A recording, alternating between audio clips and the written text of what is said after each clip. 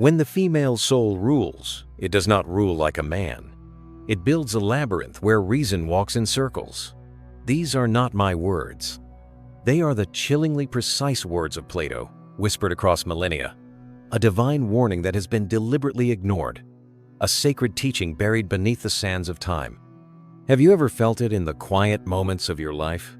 That subtle, gnawing suspicion that the game of love and power you've been taught to play is profoundly, fundamentally rigged?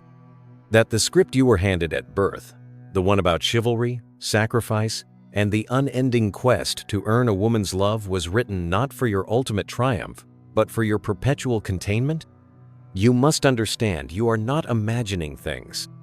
The truth of your reality, the very fabric of your relationships, is woven from an ancient lie, a grand and powerful illusion designed to keep you running in circles, forever chasing a prize that was never truly meant to be caught.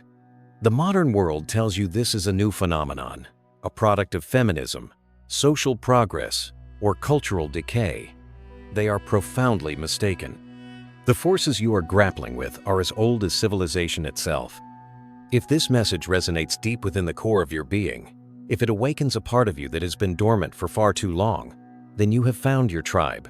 You have tuned into a frequency of truth. Acknowledge this divine guidance. Like this video, subscribe to this channel of awakening, and affirm your journey in the comments below with a simple "I am awake" if you are ready to finally walk out of the labyrinth. The time for wandering is over. The time for seeing is now. The truth, an unsettling and powerful truth, was uncovered over 2,000 years ago by a mind that pierced the veil of societal illusion. Plato, in the sun-drenched streets of ancient Athens, saw the pattern. He documented a truth about female nature and the subtle, pervasive power it wields, a truth so potent it was buried deep within his dialogues, ignored by scholars who lacked the courage to see, and weaponized against men for centuries. Hidden in the Republic, the Symposium, and the laws are the keys, the divine blueprints of human behavior. He laid bare the psychological insights, the prophecies about gender dynamics that are playing out with uncanny precision in your life, right at this very moment. To recognize these patterns is to receive a profound spiritual gift. It is the moment you cease being a pawn, moved by instinct and social conditioning. It is the moment you begin to move with divine intention, guided by a higher understanding. You have been lied to. Not subtly, not accidentally, but systematically, through every story, every song, every cultural narrative you have ever absorbed. And what is this lie? It is the great myth of the modern woman. The lie whispers that female power is a recent invention, a fresh chapter in the book of history. It tells you that men ruled the world unchallenged, their dominance absolute, until the suffragettes and the hashtags arrived to balance the scales. What if I told you this was the most profound deception of all? What if the oldest records of civilization do not just hint but scream otherwise?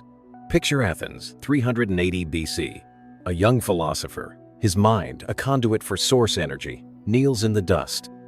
He is not merely etching words about ideal states or the nature of love. He is etching words that will outlive empires. Plato is documenting a war, a silent, ancient, and unending war between the sexes. He is revealing the mechanics of a power that operates not through brute force, but through the shaping of reality itself. In the Republic, he drops a bombshell, a spiritual truth disguised as a political tool, the noble lie. The elites, he explains, must convince the citizens of a foundational myth to maintain order and hierarchy. They must be told they are born from the earth, with gold, silver, or bronze in their veins, each with a preordained place. Why? Because hierarchy, he understood, demands illusion to sustain itself. Now, I ask you, what greater, more pervasive, more powerful illusion exists in the history of humankind than the myth of absolute male dominance? Here is the uncomfortable truth, the truth that will set you free. Women have always held power. Not the caricature of power that men obsess over, the clash of swords, the conquest of lands, the building of monuments. No, their power is something far more potent, far more fundamental. It is the power of influence. The kind of power that quietly topples kings, that rewrites morals from one generation to the next, that shapes the very soul of civilizations. Plato knew this. In his final work, Laws, he issues a stark warning that unchecked female nature destabilizes societies. Not because women are inherently evil, but because their strategies for survival and propagation are fundamentally different, optimized in ways that most men, blinded by the noble lie, completely fail to grasp. The feminine is not a force of chaos, but a force of a different kind of order, one that does not always align with the structures men build. It is an energy that, when misunderstood, can unravel the strongest of empires from within. Let me tell you a story, one that echoes in the lives of countless men today. Imagine a young man named Alex, 25 years old, smart, principled, his heart filled with the noble ideals of chivalry he learned from stories. He meets Sophia. She is brilliant, warm, a radiant light in his eyes, a unicorn. He pours his soul into her, builds his world around her, makes her the center of his universe. He believes his devotion, his sacrifice, his unwavering love will be the foundation of their shared destiny. 2 years pass. Then, one day, she vanishes. There is no fight, no grand confrontation, no warning, just a cold, sterile text message. I need space. Alex is shattered. His reason walks in circles. How could she? What did he do wrong? Later, the truth surfaces. He learns she had been methodically securing a new partner, a hedge fund analyst with higher status and greater resources, all while still sharing his bed, all while still accepting his love. Alex rages against the injustice, but Plato would have simply nodded in solemn understanding. In his Symposium, Plato describes love not as a destination, but as a ladder, the ladder of ascension. A man, he implies, climbs this ladder with his heart, ascending from the love of a single beautiful body to the love of beauty itself, then to the love of souls, and finally to the love of pure, divine knowledge. Men are told to climb this ladder for the sake of the climb, but Plato subtly reveals that women climb this ladder ruthlessly, pragmatically.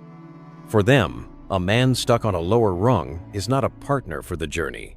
He is merely a stepping stone to the next level. This is not cynicism, it is pattern recognition. It is an acknowledgement of the raw, biological, and spiritual imperatives at play.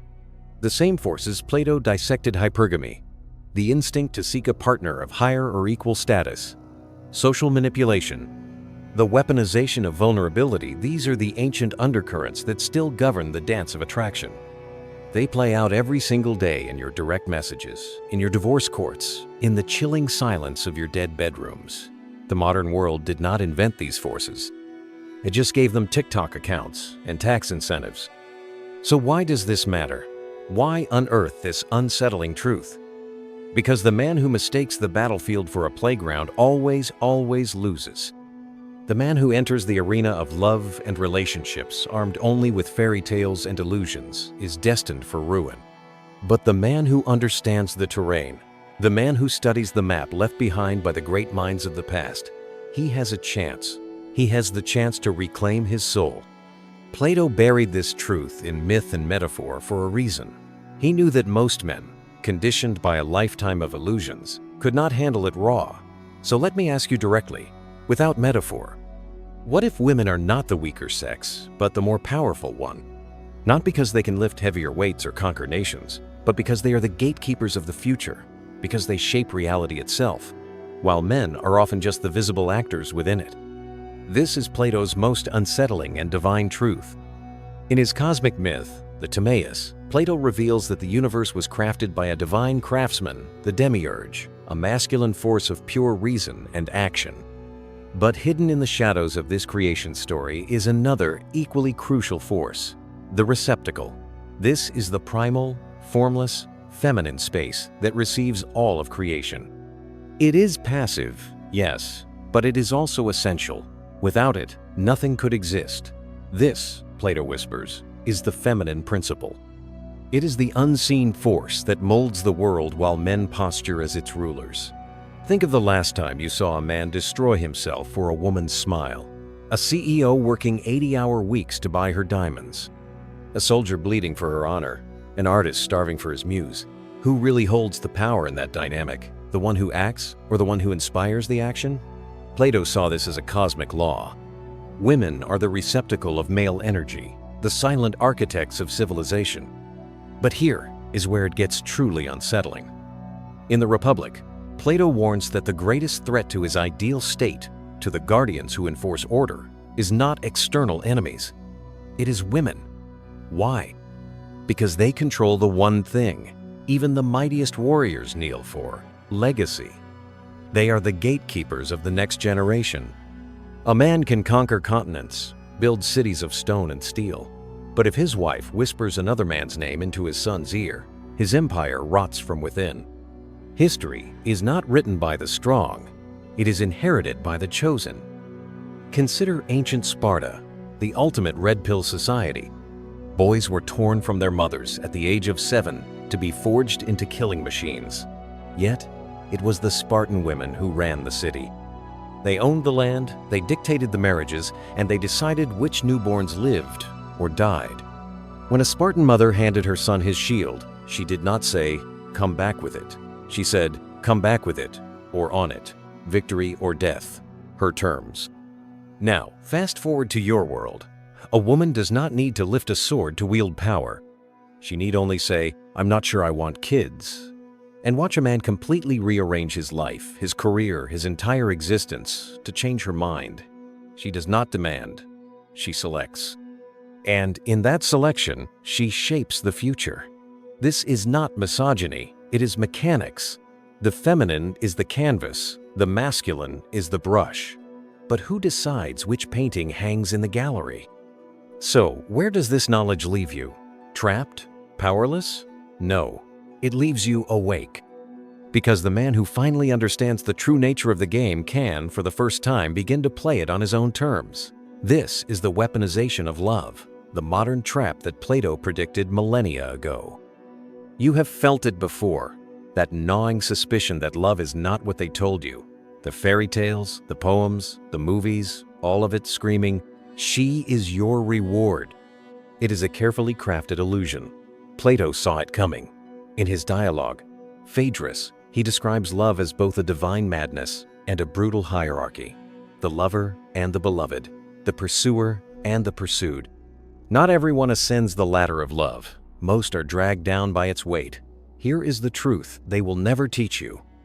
Romance, as it is sold to you, is a control mechanism. Think of the last time you saw a man grovel. A boyfriend pleading for another chance after being cheated on. A husband signing over half his assets to make things right. A politician ruining his entire career over a single text message. These are not anomalies. They are rituals, and they follow a script that was written millennia ago. In the Laws, Plato warns of a society where women's desires dictate men's worth. Sound familiar? Just open Instagram. Watch the endless parade of men competing, lifting, earning, performing, all while women sit back and evaluate. The gym is not for health, it is a gladiator pit. The wallet is not for freedom, it is a bidding war.